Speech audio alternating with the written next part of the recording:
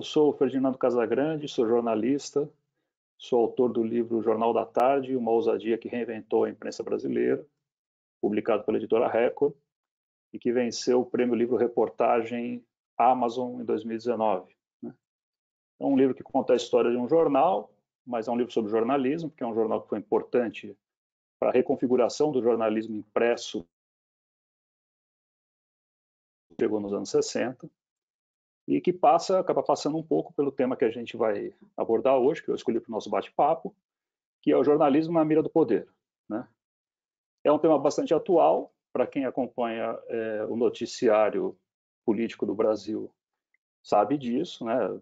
Há uma semana, por exemplo, o jornal o Globo e o jornal Folha de São Paulo, ambos decidiram, também a TV Bandeirantes, ambos decidiram retirar os seus jornalistas da cobertura do Palácio da Alvorada por falta de segurança, uma vez que os apoiadores do presidente vinham hostilizando ali os jornalistas, incentivados pelo próprio presidente da República. Né?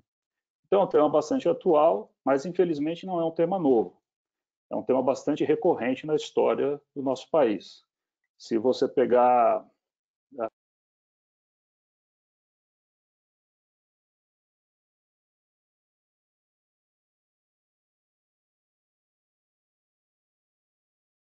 Olá, boa noite. Eu sou Ferdinando Casagrande, sou jornalista, autor do livro Jornal da Tarde, uma ousadia que reinventou a imprensa brasileira, publicado pela editora Record e que venceu o prêmio Reportagem Amazon 2019. Meu livro é um livro sobre jornalismo, conta a história de um jornal que foi muito importante para a reinvenção da imprensa, para a ressignificação da imprensa como a gente conhece hoje, né, quando ele foi lançado nos anos 60. Então, o tema do meu livro é o jornalismo, e ele visita ali os anos da ditadura, porque o Jornal da Tarde foi criado em 1966, que foram os anos difíceis da censura, né, trabalhou sob censura. E por isso eu escolhi hoje o tema do nosso bate-papo, o jornalismo na mira do poder. Infelizmente, é um tema bastante atual, qualquer um que acompanha o noticiário de política pode perceber isso, né? Nós temos diariamente casos de agressões verbais a jornalistas, tentativas de descredibilizar a imprensa, né, são constantes, especialmente desde 2019, desde 2018 já com a campanha eleitoral na rua, né, mas especialmente a partir de 2019. Infelizmente, porém, não é um tema novo, é um tema bastante recorrente na história do Brasil.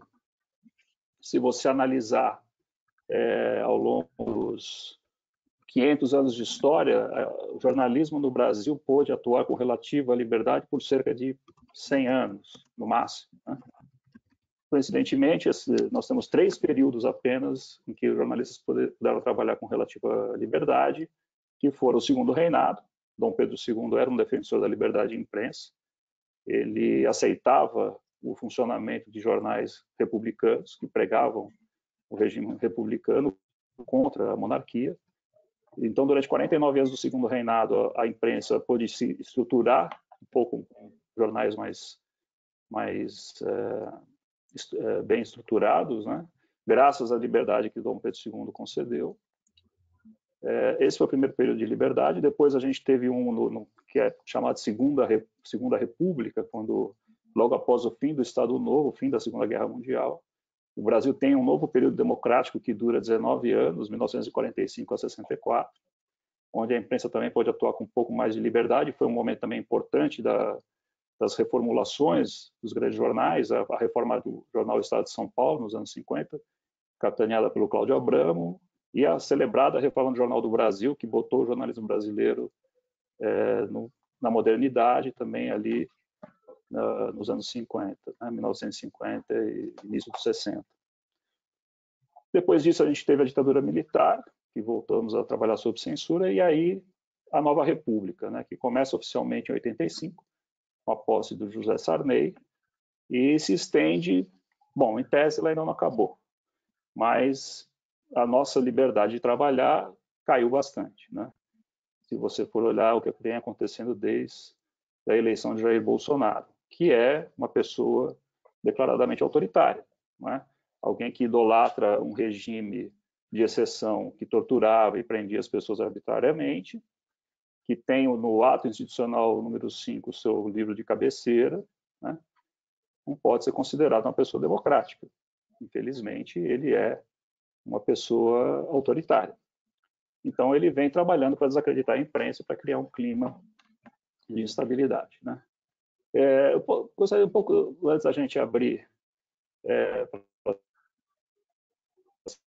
gostaria de falar um pouco mais sobre esse período de 64, que está bem retratado no meu livro, né?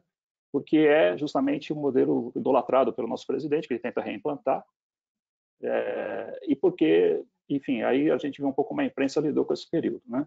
O golpe que aconteceu em 64, num primeiro momento, ele não decretou a censura de imprensa oficialmente, mas os jornais começaram a receber imediatamente as cartinhas apócrifas, né, que eram enviadas pela Polícia Federal, pelo DOPS, com assuntos que não seriam bem-vindos na edição do dia seguinte, né? A maioria dos jornais ignorava isso solenemente, né? A situação correu assim até 1968, que foi o ano que foi decretado o Ato Institucional número 5, o AI-5, né? E a partir dali, então, o AI-5 realmente oficializava a censura nos jornais, né? O governo pediu aos jornais que fizessem a censura prévia.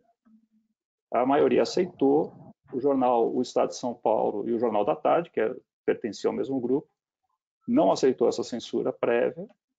E a revista Veja também, que na época era dirigida pelo jornalista Mino Carta, se recusou a fazer a censura prévia. Então, nós tivemos ali naquele momento o Estado enviando censores para trabalhar nas redações desses dois jornais, né?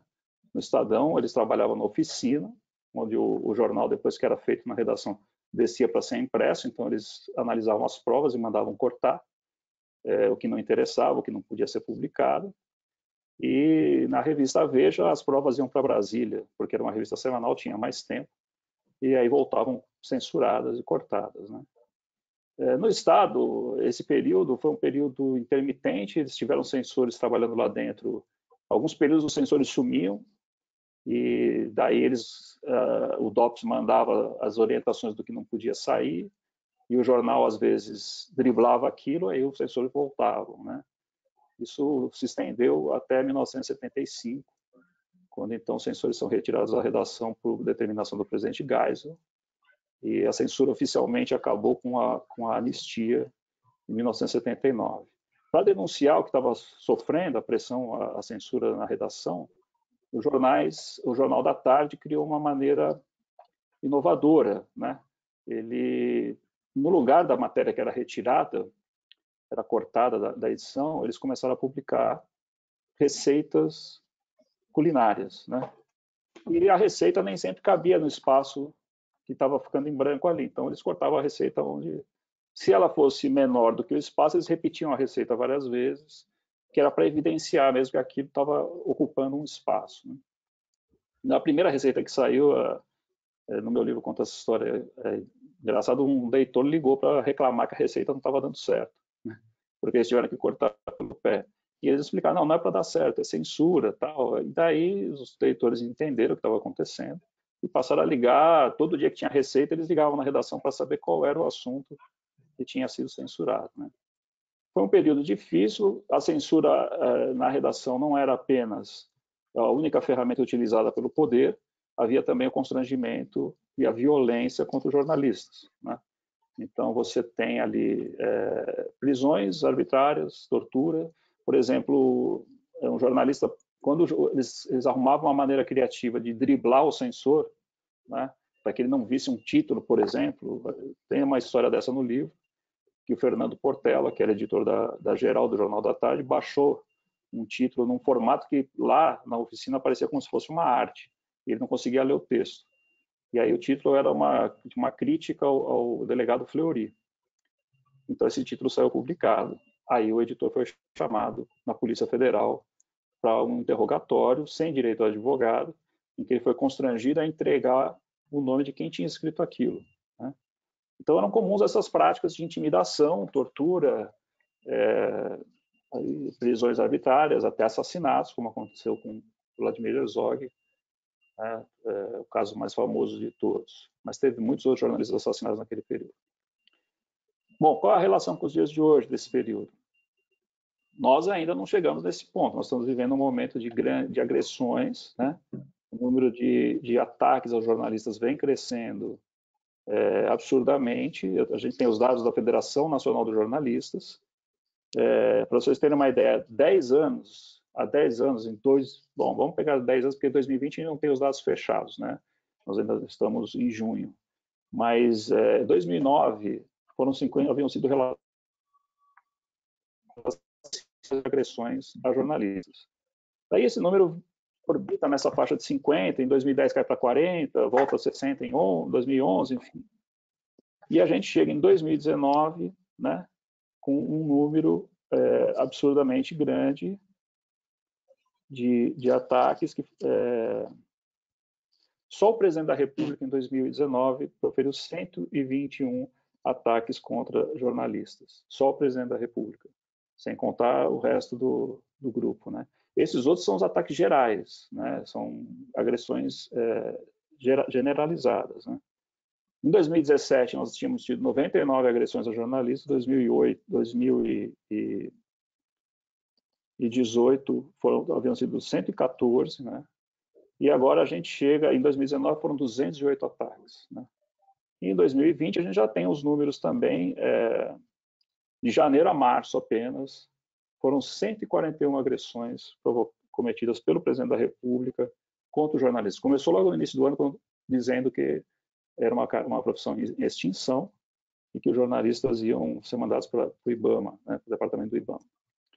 Então a gente está vivendo realmente um momento em que existe uma campanha contra o jornalismo profissional, porque o jornalismo é um poder, quer dizer, é considerado o quarto poder, e qualquer democracia, para funcionar plenamente, né, precisa do trabalho do jornalista com relativa liberdade.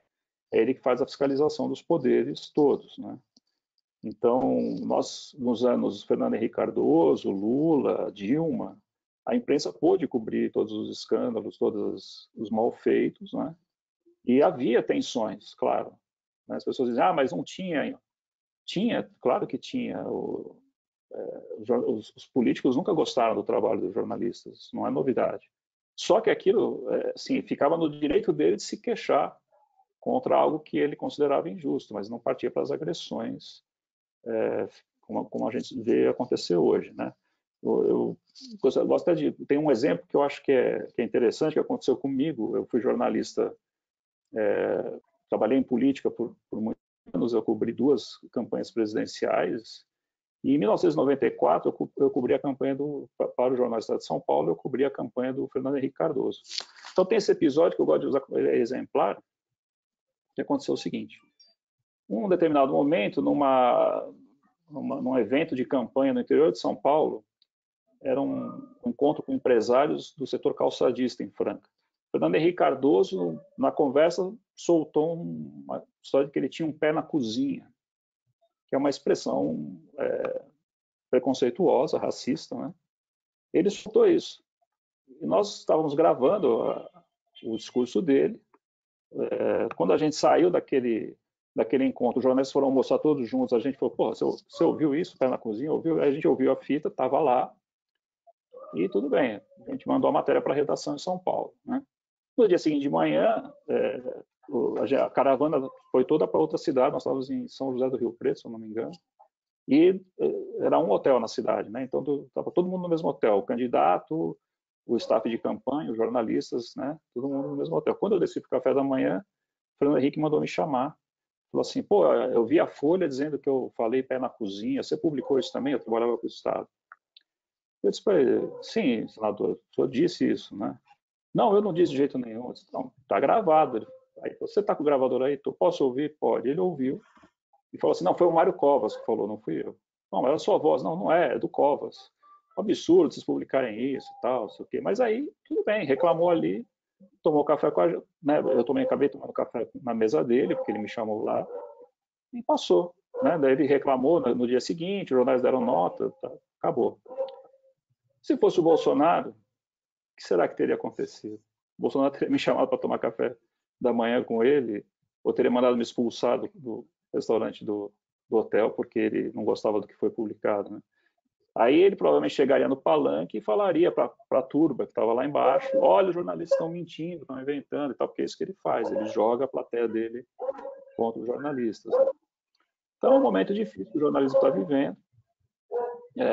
A gente tem todos esses casos de agressão, a gente tem hoje ferramentas digitais que não existiam em 64, são as redes, né? Também utilizadas largamente pela família ali. Você tem agora a investigação dos fake. Estou ouvindo um cachorro latindo no lugar, não é meu, mas alguém está com um cachorro latindo aí, algum som, enfim. Bom, perdi o meu rumo. A gente tem as mídias digitais, estão sendo muito bem utilizadas pela família, né? Também para desacreditar a imprensa, porque é uma forma de trabalho deles. Eles desacreditam a imprensa profissional e aí eles inventam as histórias que eles quiserem, né? E se alguém fala, não, mas espera aí, não existe isso, os jornais estão... Não, os jornais estão mentindo, porque eles são contra o Bolsonaro. Outra coisa interessante que eu gosto de falar, aconteceu quando eu comecei a trabalhar como repórter, em 1990, eu cobri alguns eventos, algumas greves, né, que eram patrocinadas pela CUT, e era comum a gente chegar lá no local, tal, os jornalistas iam chegando, quando estava tendo uma assembleia, por exemplo, e os sindicalistas estavam no caminhão de som, né, a peãozada toda ali na frente do caminhão, tal, os jornalistas iam chegando, quando chegava a Rede Globo, o povo se insurgia, né? O povo não é bobo fora a Rede Globo, era o que eles gritavam. Naquele tempo, era a esquerda rejeitando a Globo como uma empresa jornalística que era considerada de direita, né? E era construída essa narrativa também contra o jornalismo profissional pelos sindicatos. Então a esquerda atacava a Globo. Hoje eu vejo a direita que apoia o Bolsonaro fazer a mesma coisa, né? Então, assim, se vem do Globo, eu não acredito, porque o Globo mente, porque o Globo quer atingir o presidente. Então, a gente está vivendo essa situação, infelizmente, é uma situação não longe do ideal, né? Porque nós temos um presidente autoritário e que está construindo, com os filhos construindo narrativas nas redes sociais, atacando jornalistas. O caso recente da jornalista Patrícia Campos Melo, né? Todo mundo, quem acompanha o noticiário acompanhou, ela denunciou o uso de robôs para disseminação de fake news durante a campanha. Ela fez essa investigação e ela passou a ser massacrada nas redes sociais pela equipe do Gabinete do Ódio, né? Pela turma que trabalha em cima disso ali no Palácio do Planalto, que é o gabinete montado pelo filho do presidente, né? Capitaneado pelo filho do presidente. Então, nós temos a situação do jornalismo estar na mira do poder e, bom, enfim, a gente não sabe como é que vai terminar, esperamos que a gente não caminhe para a mesma situação de 64, né? Mas que é o que ele está perseguindo, né? Eu vejo até com certa preocupação as manifestações que aconteceram neste fim de semana, os confrontos entre manifestantes pró-Bolsonaro e manifestantes pró-democracia, porque isso ajuda, a desordem ajuda o Bolsonaro. O que ele quer é o caos para poder justificar medidas de exceção, né? Não nos esqueçamos que o nazismo radicalizou a partir do incêndio no parlamento alemão, né, que foi atribuído a um militante comunista.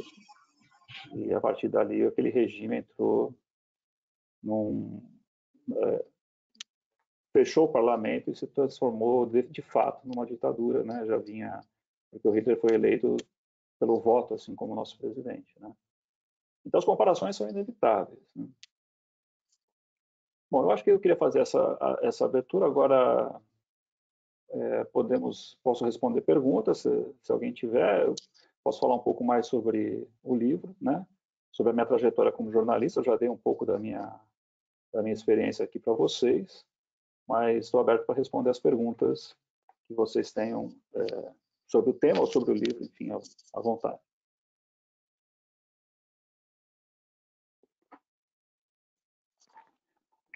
Por enquanto, temos aqui os participantes, mas ninguém tem perguntas, né? Eu vou falar então um pouco mais sobre os períodos de de repressão que aconteceram no Brasil, né? São dados históricos, né? Tá à disposição para qualquer um. O primeiro jornal brasileiro foi aberto apenas em 1808, coincidentemente quando a família real portuguesa veio para o Brasil fugindo da guerra na Europa. Antes disso, o Brasil não tinha imprensa porque nenhuma linotipia era autorizada a funcionar em território português.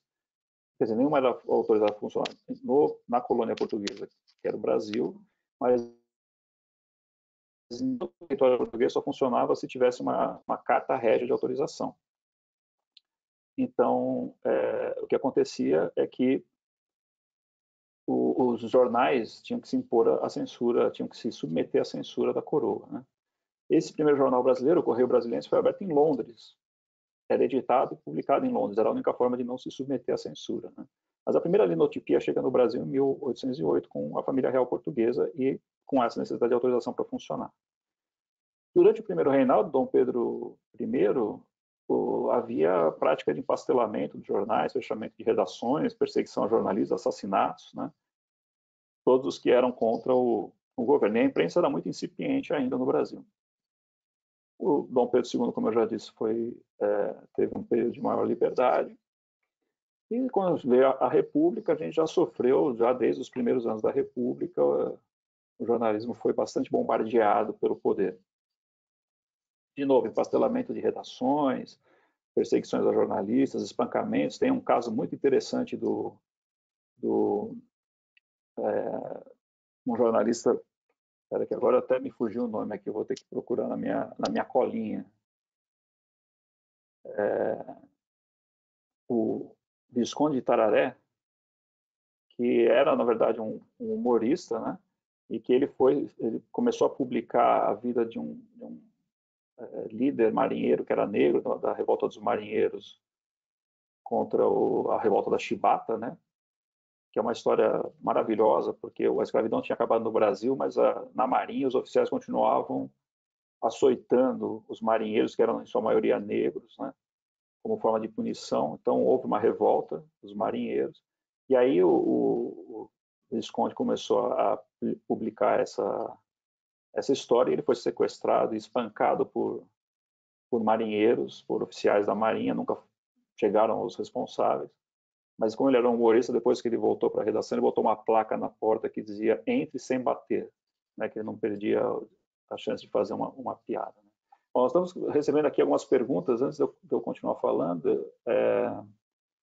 Nós temos o José perguntando: de que forma o jornalismo profissional pode reafirmar a sua importância e reagir à tentativa constante de descredibilização por parte do governo e seus seguidores?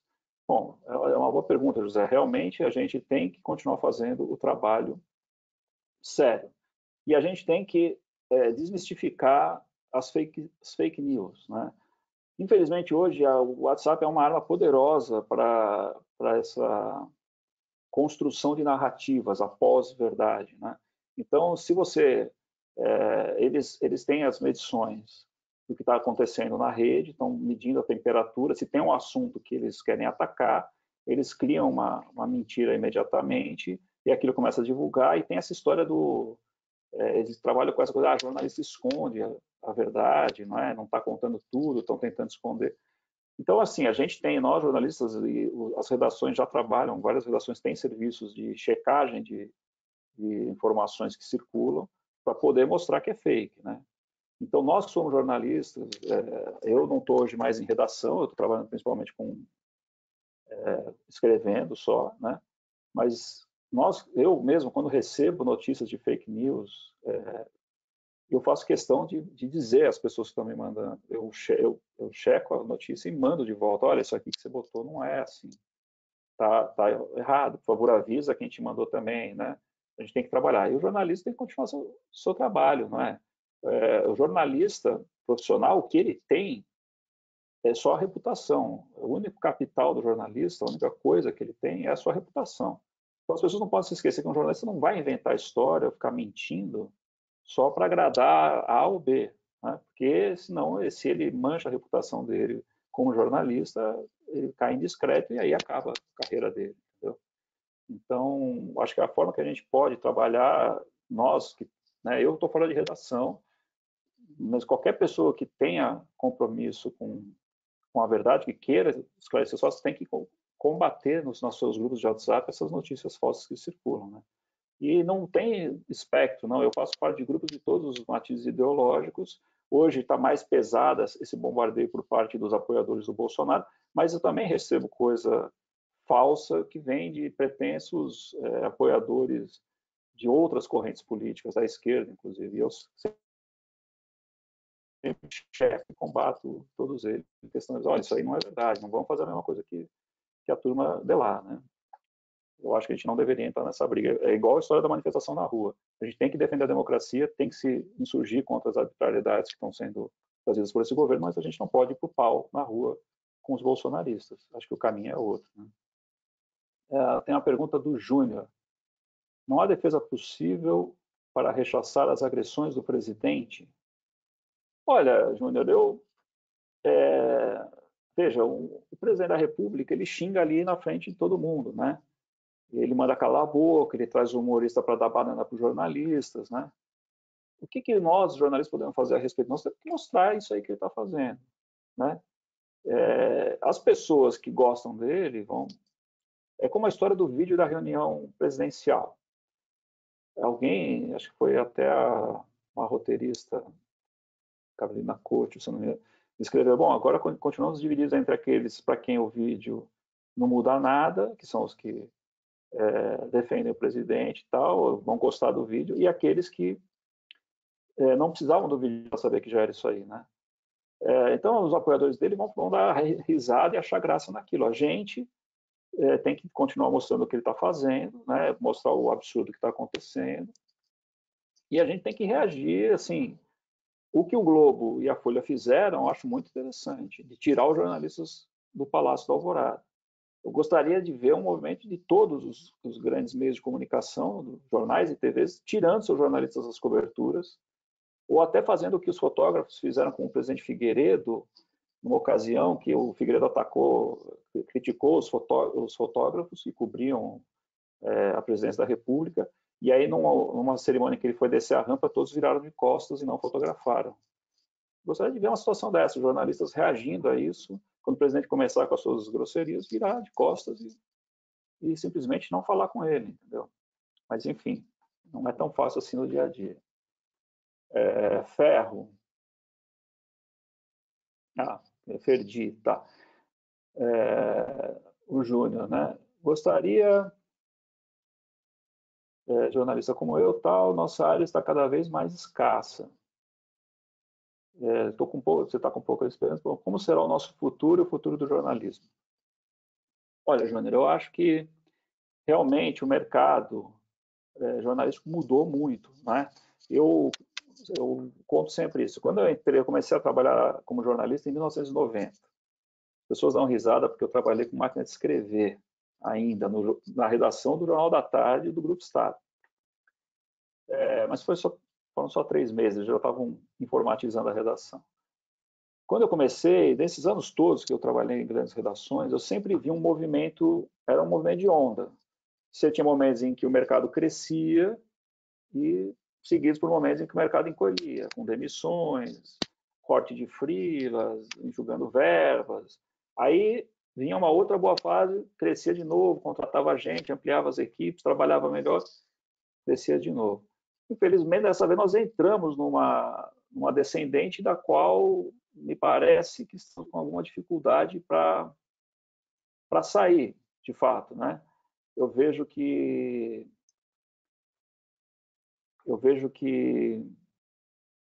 a gente, desde o advento da internet, os jornais começaram a sofrer dificuldades muito grandes com as suas receitas publicitárias, né? Queda das receitas publicitárias, diminuição do interesse, né? E não sei aonde vai dar. Eu acho que o jornalismo, eu tenho dito isso, o Jornal da Tarde, que é o objeto do meu livro, eu vou mostrar o meu livro aqui, né? Aproveitar para... que é uma capa maravilhosa que foi feita aí pela equipe da Record. O Jornal da Tarde, quando ele surgiu dentro de uma proposta, no momento em que se dizia que o jornal impresso ia acabar, porque a TV estava entrando com o jornalismo no Brasil, né? Então, existia uma renovação dos leitores, existia os jornais tradicionais, como o Estado, que tinha os leitores muito velhos e não interessava o público jovem tinha televisão. Então, o Jornal da Tarde chegou e foi entender o que um leitor jovem gostaria de ter. E eles inventaram uma forma para atender isso. E eles conseguiram. Então, eles ganharam prestígio e os leitores jovens, todos os leitores jovens e a intelectualidade brasileira nos anos 60 e 70 era leitora brasileira, paulista pelo menos, era leitora da Tarde, que era um jornal local, né, de circulação local. O que acontece hoje? Hoje você tem as redes sociais, você tem os... Só um minutinho que meu filho está fazendo uma pergunta aqui. Ainda não. Hoje você veio me perguntar se eu já tinha jantado. Tá? Acho que ele está querendo terminar a janta antes. Hoje você tem as mídias sociais, né, funcionando, você tem o acesso à internet, você tem uma profusão, todo mundo pode produzir, né? E aí a pergunta fica, como é que a imprensa profissional se coloca nesse meio? Eu acho que é isso, a gente tem que encontrar um caminho para atender o que o leitor gostaria né, o que ele busca. Se o jornalismo profissional atender esse desejo, ele vai conseguir se reestabelecer e vender. A pessoa vai pagar por aquilo. Você vê a Netflix, né? Os dois é a Netflix. O que a Netflix oferece para os leitores? Você fala, é a quantidade de séries, a quantidade de filmes. Não, não é nada disso que ela oferece para o seu público. Tudo isso aí já estava na TV aberta, tudo isso aí já estava nos canais a cabo.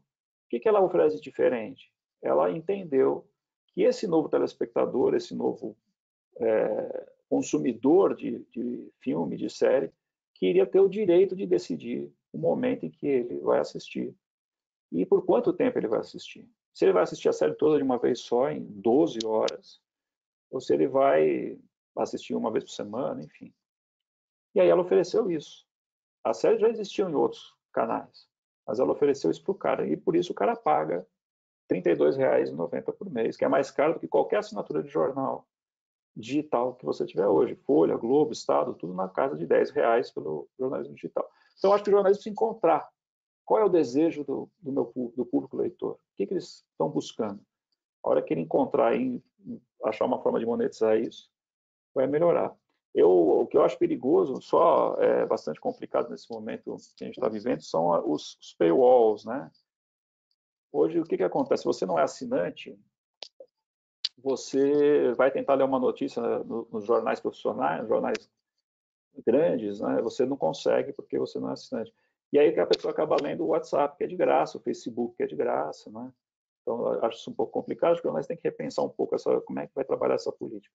Então, acho que é uma questão de encontrar o novo caminho. Mas não acredito que o jornalismo vá deixar de existir, porque assim, isso já foi vendido quando o rádio chegou, não ia ter mais jornal impresso. Isso já foi vendido quando a TV chegou e agora é a vez das mídias sociais. Bom, vamos ver mais perguntas aqui. A Isabela pergunta: na minha opinião, qual é o melhor caminho para o uso das redes sociais, o WhatsApp, nas campanhas eleitorais? Isabela, então, isso aí, infelizmente, a gente não vai conseguir evitar o uso tendencioso dessas redes, porque os políticos entenderam que elas têm um poder gigantesco. Eu recomendo, quem quiser assistir, tem um documentário, bom, você já deve ter visto, é do ano passado, se chama Privacidade Hackeada, em português, eu acho. Acho que é isso em português. Está no Netflix. E ali ele conta a história de como a campanha do Donald Trump nos Estados Unidos usou a rede social, os dados do Facebook, para influenciar eleitores nos Estados Unidos e vencer a eleição. É incrível. E tinha essa empresa Cambridge Analytica, que é inglesa, né, que era um dos sócios era o Steve Bannon, né? E o que eles faziam? Eles identificavam as pessoas que podiam mudar de lado, que não tinham um voto definitivo, não eram democratas convictos ou republicanos convictos, pessoas que podiam mudar de lado Daí eles puxavam todos os dados de navegação dessas pessoas, eram 5.200 pontos de observação. Os dados de navegação para entender o que interessava a pessoa, quais eram os assuntos, quais eram os medos dela, e aí eles jogavam informações daquele interesse para a feed de notícias da pessoa. Gastaram bilhões com o Facebook naquela campanha, fazendo isso. E aí eles mudaram o jogo, né? Os políticos, as campanhas políticas vão continuar fazendo esse uso. O que a gente precisa no Brasil é legislação, coibir isso, né?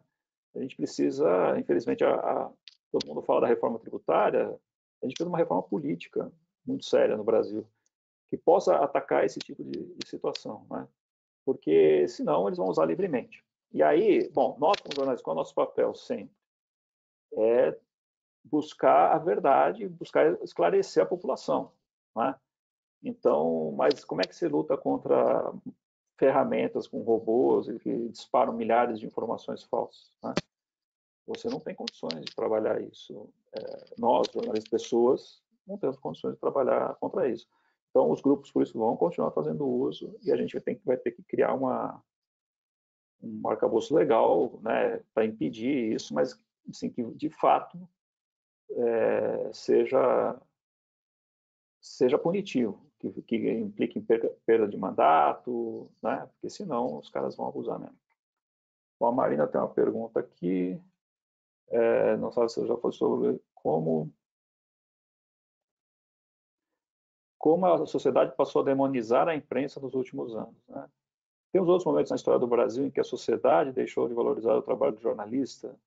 Isso acontece hoje porque o governo atual, por causa do governo atual das redes sociais, ou se eu acho que vai além disso?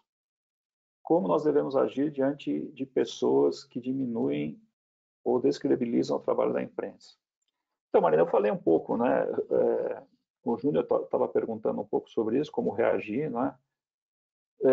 O que eu acho que as pessoas estão manipuladas pelas informações que elas recebem nas redes sociais delas.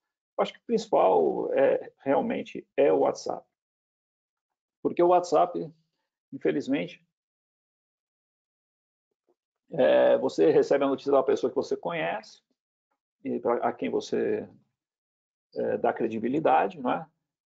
E aí aquilo vira verdade, você já distribui para milhões. Então, o que acontece? Eu vejo pessoas inteligentes, pessoas bem formadas, pessoas experientes, acreditando em cada coisa que eu não. Mas como assim?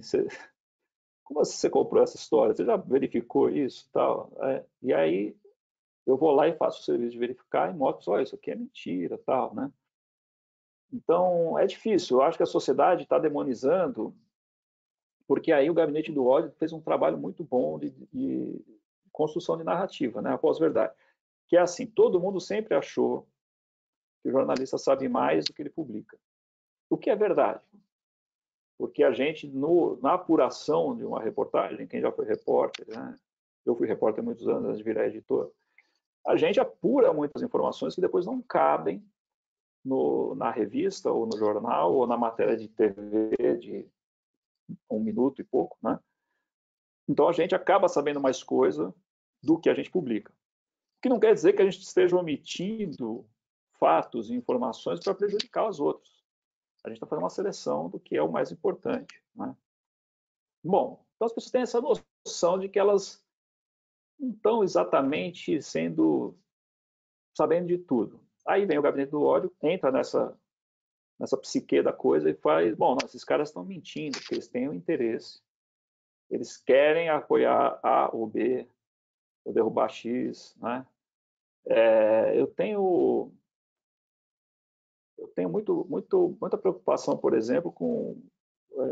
eu acho que uma das coisas que aconteceu no Brasil, e o Bolsonaro é resultado disso, foi a demonização da política, né? A criminalização da política que foi feita pela Lava Jato. Não quero entrar na discussão de se a Lava Jato era importante ou desimportante, se é. A Lava Jato fez um serviço ao país, né? A gente sempre soube mais ou menos um esquema. infelizmente, em algum momento eles perderam a mão, escolheram um lado para atuar. Essa é a opinião que eu tenho, né? Não preciso concordar com todo mundo e tal. Mas o pior de tudo foi essa criminalização, a transformação da política como uma coisa criminosa, né? Então, assim, se você não acredita mais nas instituições, se você passa a não acreditar nos políticos, aí você não acredita mais na STF, aí você não acredita mais na imprensa, você não acredita mais no Congresso. Então, é uma construção de narrativa. Eu acho que a sociedade hoje demoniza a imprensa porque ela está comprando esse discurso, né? Qual que é o nosso papel? Nosso papel é mostrar que não é assim. Não tem solução na porrada, na rua, lá, contra o bolsonarista. A solução tem que ser institucional, não é? Então, está tentando atravessar um farol, a gente tem que se agarrar à Constituição e tem que ir lá e que isso aconteça, seja o STF, seja o Congresso Nacional, seja o Executivo, quando se trata de emendas abusivas do parlamento, né? Já aconteceu isso no passado.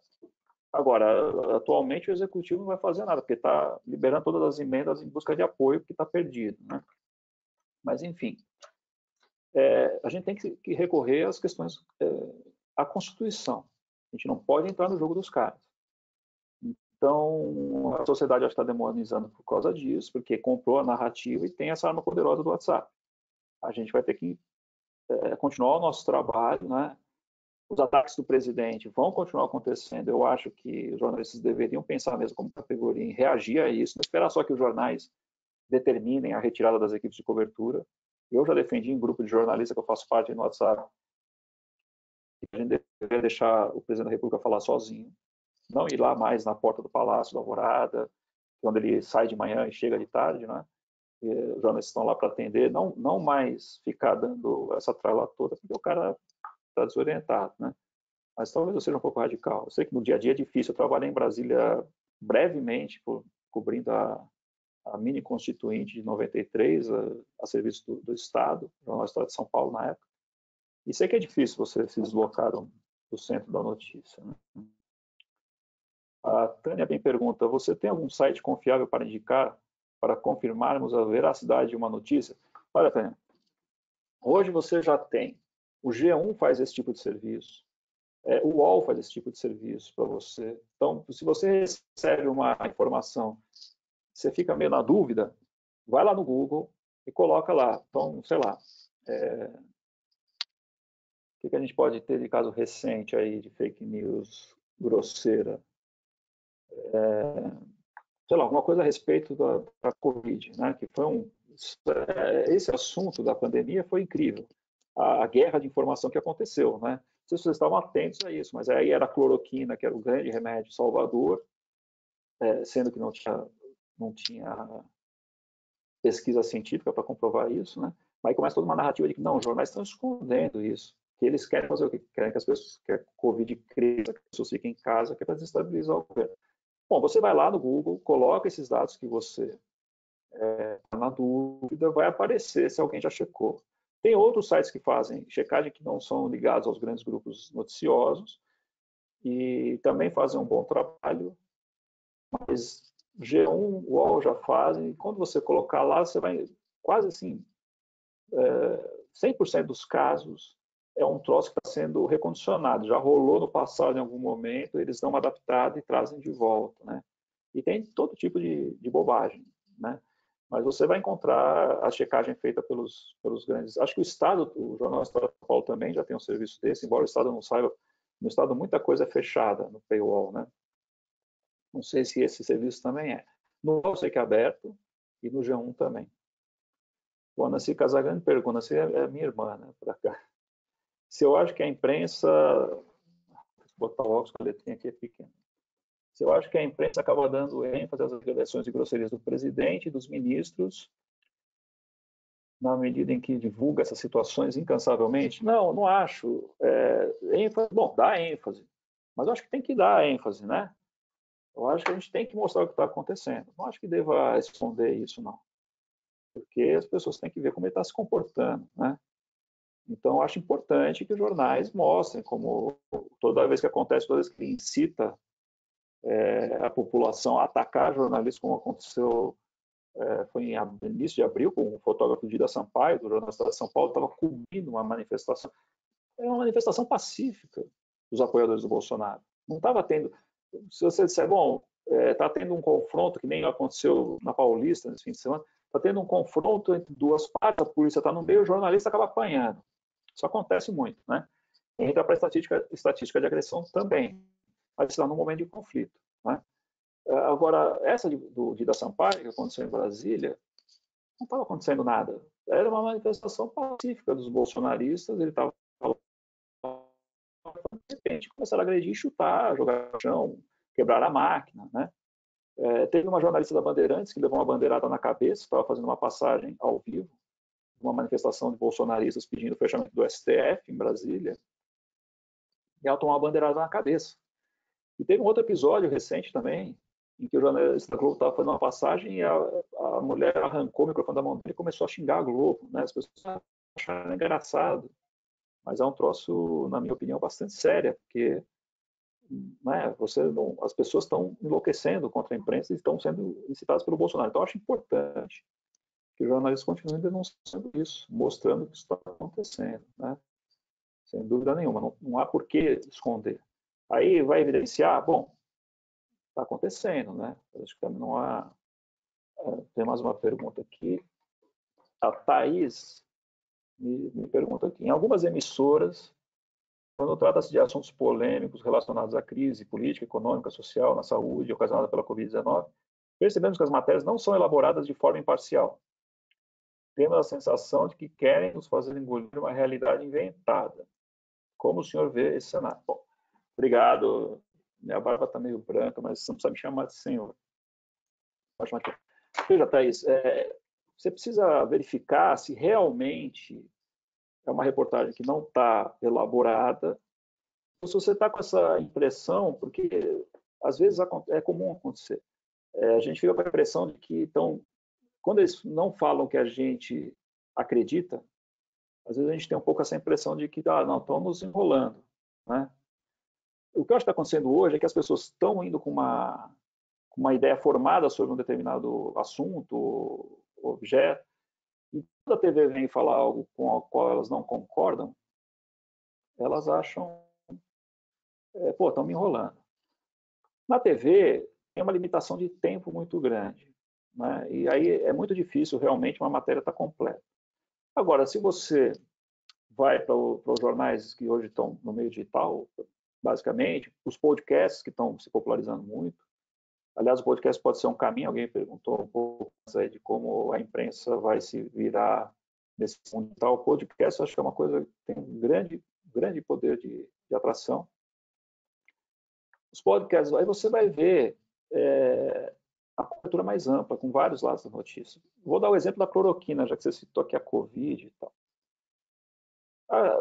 A discussão da cloroquina foi politizada pelo presidente da República. Tá? Infelizmente, é um fato de que a nossa liderança nessa crise de saúde é muito aquém do esperado, né?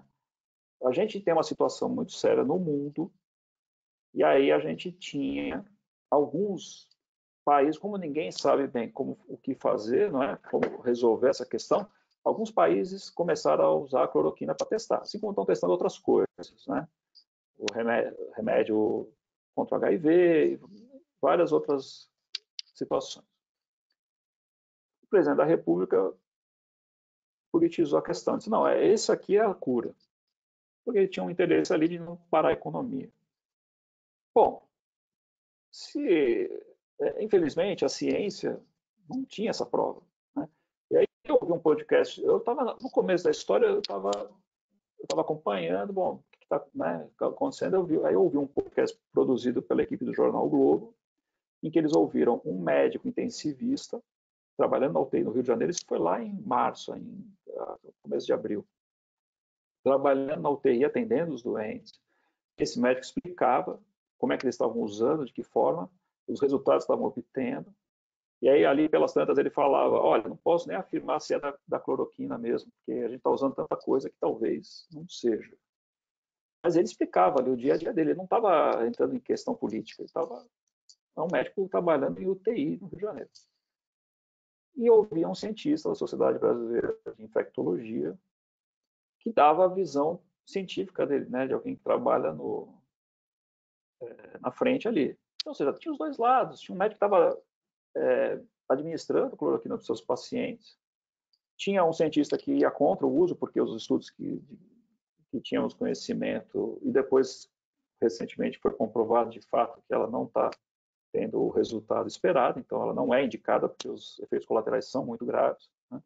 Mas naquele momento não se sabia ainda, tinha um cientista que defendia que, não, pelo que a gente tem de experiência, não vai dar certo, e ainda estão colocando as pessoas em risco. Tanto que os médicos todos exigiam dos pacientes que assinassem um termo para poder fazer o uso, administrar o remédio. Né? Então, se o paciente tem que autorizar, é porque a situação não é fácil. Você tem risco, né? Enfim, eu acho que é isso. Você tem que um pouco pensar também assim, bom, o que eu acredito nisso. A TV está me dizendo outra coisa. Deixa eu tentar entender por quê. Né? Vamos analisar com calma, vamos buscar uma terceira fonte. Acho que é um papel assim, não é... Talvez você vá chegar à conclusão de que realmente aquela matéria não estava tão completa, mas eu estava também com uma ideia formada diferente. Né? Talvez eu tenha que repensar as minhas crenças. A Isabela me pergunta, você pensa em escrever um livro sobre o momento em que estamos passando e a situação da imprensa política? Isabela, é engraçado, você sabe que autor não gosta de falar do que está pensando em escrever, né? Mas é interessante porque quando eu estava me preparando para essa conversa, esse bate-papo com vocês, eu repassei um pouco ali o ano de 1968. No meu livro tem uma descrição, eu digo superficial porque é um capítulo só. De fato, você vai encontrar literatura mais detalhada mesmo. Mas ali eu faço esse encadeamento dos fatos que levaram ao crescimento da tensão, né? Que foi desencadear no AI-5. E eu pensei exatamente isso aí que você tá falando. Talvez fosse muito interessante, tá? E eu já estou atrasado, já tinha que ter começado a fazer esse trabalho desde janeiro, né? Mas ele não estava no meu horizonte. Talvez fosse interessante um livro sobre o ano de 2020. Tem um muito interessante que foi escrito pelo Mário Magalhães, se eu não me engano, também editado pela Record, que se chama 2018. Eu tenho esse livro aqui, mas não vou conseguir encontrar ele agora. 2018, o ano em que flertamos com o apocalipse, se não me engano. E é uma coisa um pouco assim, ele vai narrando os acontecimentos daquele ano, que é o ano em que Bolsonaro foi eleito para presidente da República, uma coisa impensável, né? Até se você pegasse em 2000 no começo de 2018, ninguém acreditava. Né? Bolsonaro foi eleito, Marielle foi assassinada, né? A vereadora Marielle do Rio de Janeiro foi assassinada. Então, tem vários eventos interessantes naquele ano. O Mário Magalhães é um livro muito bom, eu recomendo até. Sobre aquele ano. Talvez 2020 merecesse mesmo, uma boa ideia. Enfim, eu estava pensando nisso hoje, quando agora você está falando. Quem sabe eu vou conversar com o Andreasa aí, se ele se interessa. Bom, por enquanto não temos... temos mais uma pergunta aqui. O Marconi me diz que conhece um jornal exclusivo de WhatsApp em Pernambuco. É o jornal O Poder, Política e Mercado. Não seria já o momento das grandes empresas jornalísticas utilizarem esse instrumento massificado, utilizando a mesma linguagem e método dos criadores das fake news em termos de atrair o leitor? Olha, Marconi, eu não conheço esse jornal, fiquei bastante interessado, viu?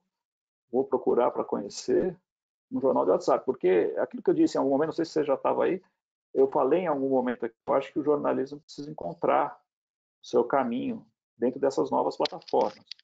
Encontrar o que o leitor está buscando. O que ele quer. Né?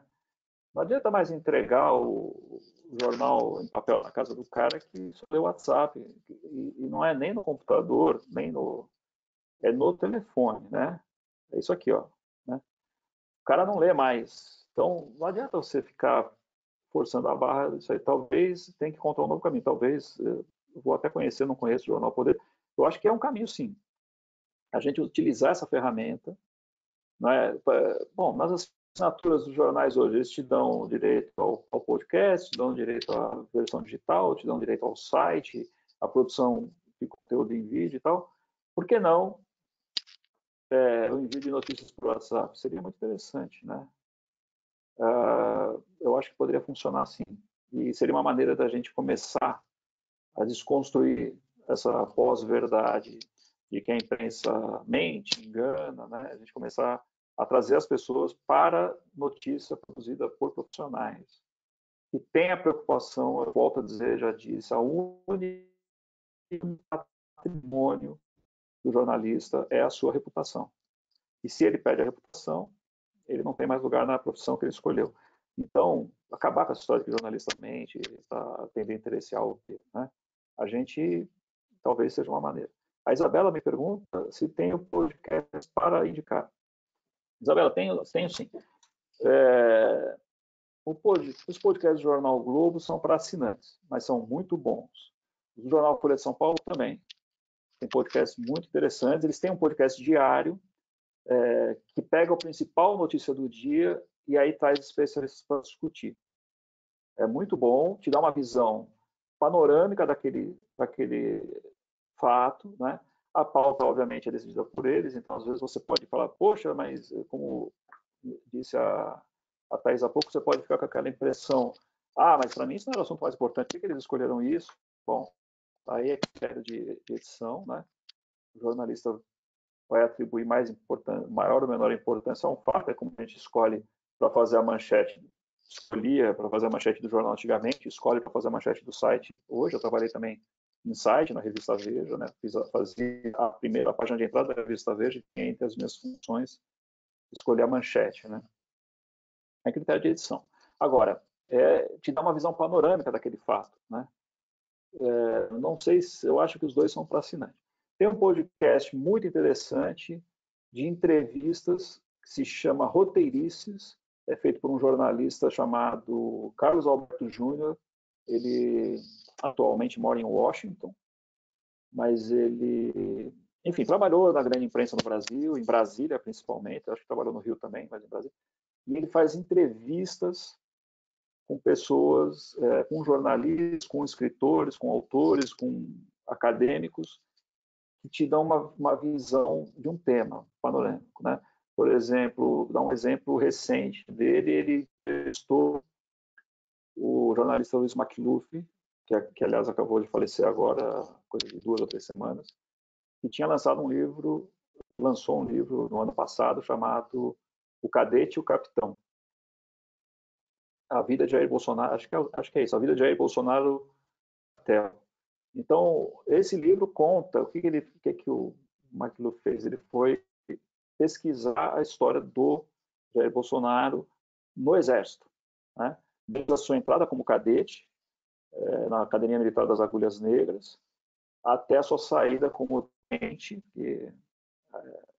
Bom, ele virou capitão, porque quando o militar é aposentado, ele sobe uma patente, né? Ele virou capitão quando ele foi para a reserva.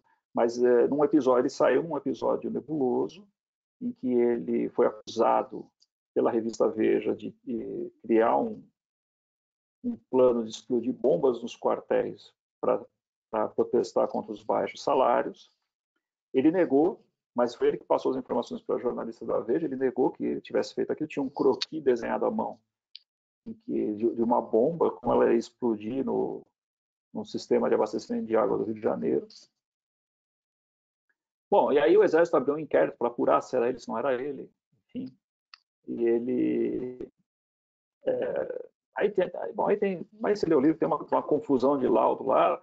O fato é que um laudo dizia que sim, foi ele, e os outros dois diziam que não podiam chegar a uma conclusão. Ou seja, dois não podiam falar nem que sim, nem não, mas um dizia que sim.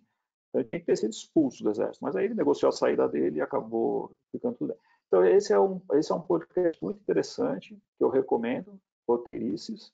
Está nas plataformas todas aí, no Apple, no podcast da Apple, no Spotify. Então você procura lá, Roteirices, Carlos Alberto Júnior. Recomendo, tem muitas entrevistas muito boas sobre a atualidade e o contexto que o Brasil está vivendo.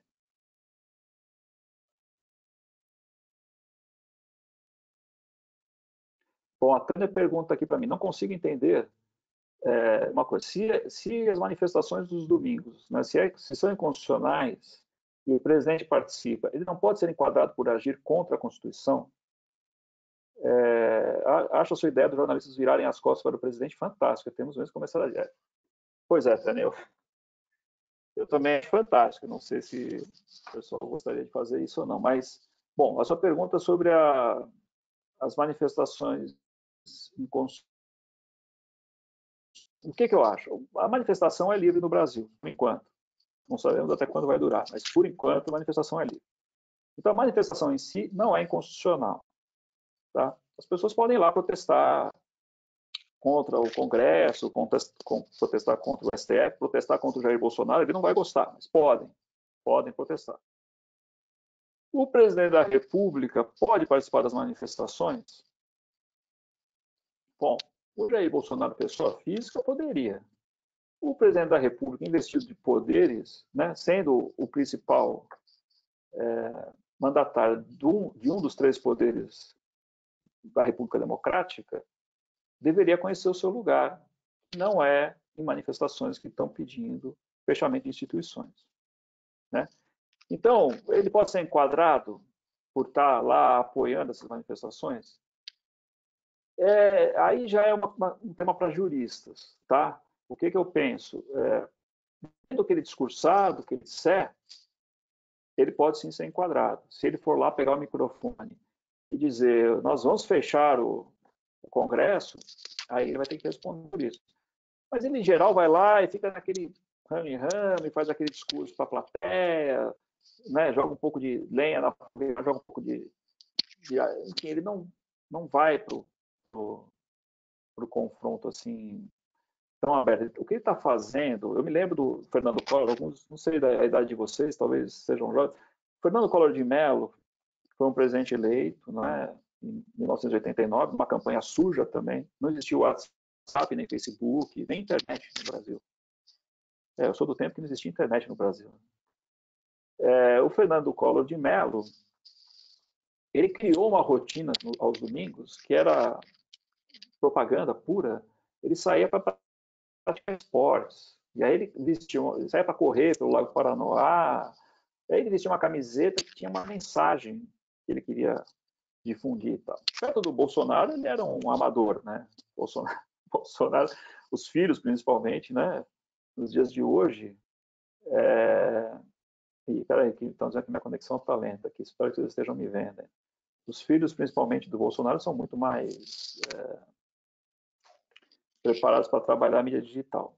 Agora, o Bolsonaro está fazendo a mesma coisa. Todo domingo ele aparece em público porque ele precisa dessa militância. Né? O Bolsonaro é uma pessoa paranoica, absolutamente paranoica. Né?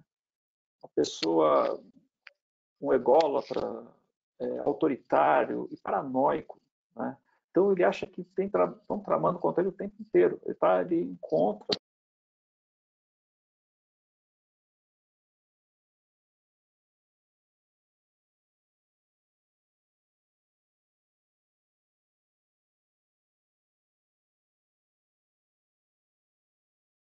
está fazendo. Eu não sei se...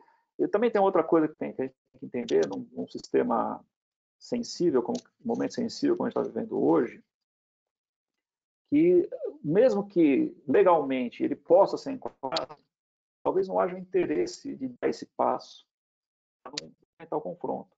Né? O que o Celso de Mello fez hoje, tá, nos notícias dos jornais de hoje, ele arquivou o pedido de perícia no celular do Bolsonaro, né?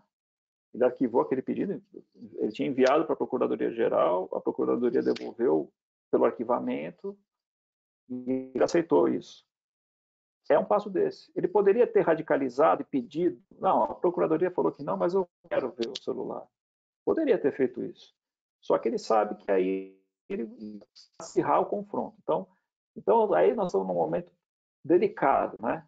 Em que não dá para você aceitar de cabeça baixa tudo que vem, mas também não dá para você enfiar o pé na porta, porque senão você pode levar para um momento de ruptura, né? Que eles estão loucos para que chegue esse momento.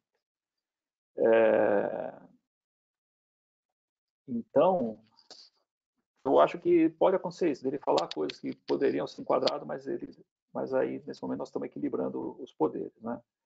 Eu acho que a gente tem que ver quem é que vai segurar essa bronca. Eu acho que esse fim de semana, o que eu vejo de notícia positiva foi o movimento Estamos Juntos, suprapartidário, de pessoas a favor da democracia. Importantíssimo. Isso nós temos que fazer. E temos que construir constitucionalmente os meios de superar essa crise que estão tentando instalar no Brasil. Nós temos uma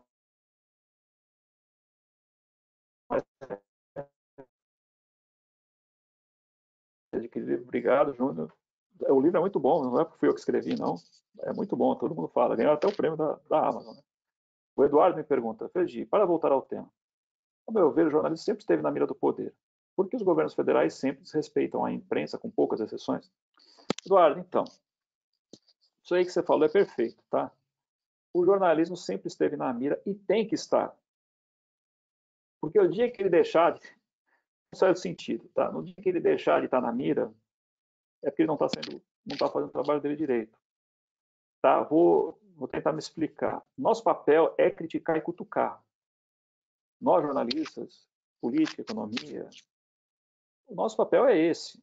É olhar onde o cara está, encontrar se tem coisa sendo mal feita e cutucar, e mostrar, jogar a luz sobre os fatos. Então, isso desagrada os poderosos, sempre desagradou. Só que em alguns momentos, você faz isso, o poderoso fica bravo, reclama, te ignora na coletiva. Cansei de passar por isso. Aí você faz a pergunta e o cara não responde, porque você publicou uma matéria naquele dia que ele não gostou. Eu, na campanha de 94, que eu cobri o Fernando Henrique Cardoso, tive um episódio até que a campanha dele, no momento, chegou a abrir um boletim de ocorrência contra mim, por causa de uma história lá de um livro que ele aparecia na campanha lendo um livro, que era o Programa de Governo, Mãos à Obra. Mostrava a capa lá, Mãos à Obra, tal. O Fernando Henrique lendo, compenetrado, um programa muito bem feito, aliás, programa de governo, programa eleitoral na TV. E nós jornalistas estávamos dois atrás desse livro, né? E eles não liberavam, a campanha não liberava o programa de governo. Não, estamos terminando. Não, mas ele já aparece aí na TV. Não, mas ainda não está pronto para soltar. Tá bom. Até que um dia a gente teve acesso a esse livro, num evento de campanha. Estávamos jornalistas do Globo, da Folha, eu era do Estado, e na época do Jornal do Brasil, e a gente pegou o livro. A gente entrou para uma gravação de cena, ele queria fazer uma gravação de cena para o programa eleitoral em que ele estava dando uma entrevista. Só que eles tentaram simular, ficou feio demais, ficou falso. Daí, não, então os jornalistas querem fazer a coletiva, eu já dou a coletiva e eles me entrevistam e aí vocês filmam. Só que a gente falou, não, a gente não quer aparecer na televisão, programa de campanha. Não, vocês não vão aparecer, tal, vai cortar só no rosto, com gravador, microfone, tá bom. A gente entrou lá para entrevistar. Daí ele tá falando lá as mesmas coisas que ele falava todo dia, o Fernando Henrique, né? Campanha é isso, o cara fala a mesma coisa todo dia. Você pergunta uma coisa para ele, mas ele continua respondendo aquilo que ele quer. Bom, enfim. Estava lá falando tal, e eu olhei atrás dele, em cima da mesa, estava lá o livro que ele aparecia lendo. Mãos à Obra, programa de... E a mesma coisa, os outros também viram, os outros repórteres. Então nós pegamos e dividimos aquilo ali.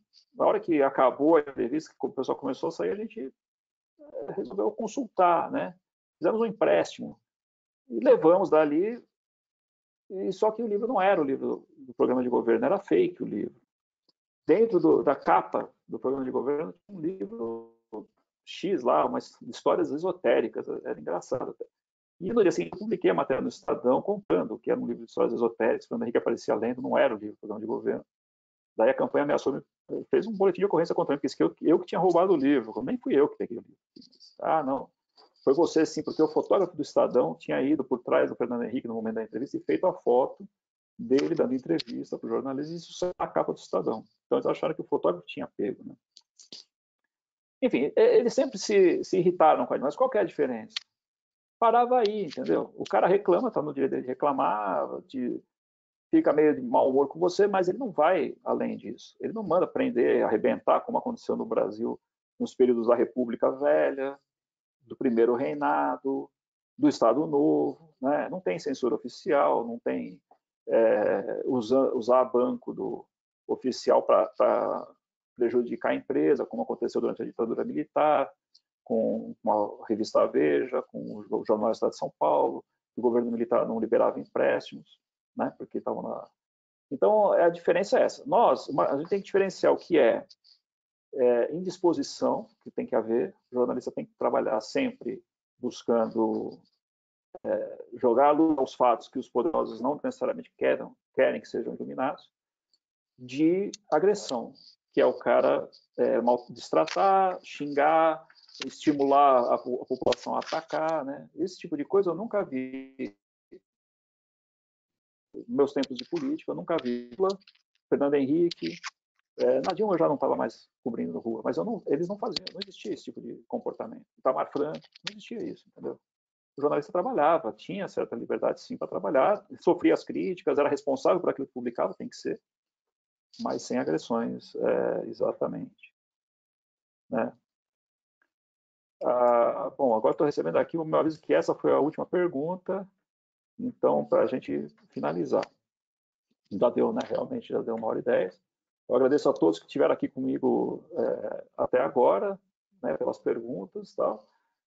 E é isso. Eu recomendo que a gente, se são todos jornalistas, não sei, se não são jornalistas, vamos procurar fontes oficiais, vamos desmentir as mentiras que estão sendo veiculadas em geral, não só contra nós, jornalistas, contra a imprensa, e vamos tentar, né, manter o nosso trabalho bem feito para garantir a democracia, que a democracia permaneça no Brasil. Eu agradeço a todos, agradeço a Record pela oportunidade, uma boa noite e fiquem em casa, fiquem saudáveis. Tá? Obrigado.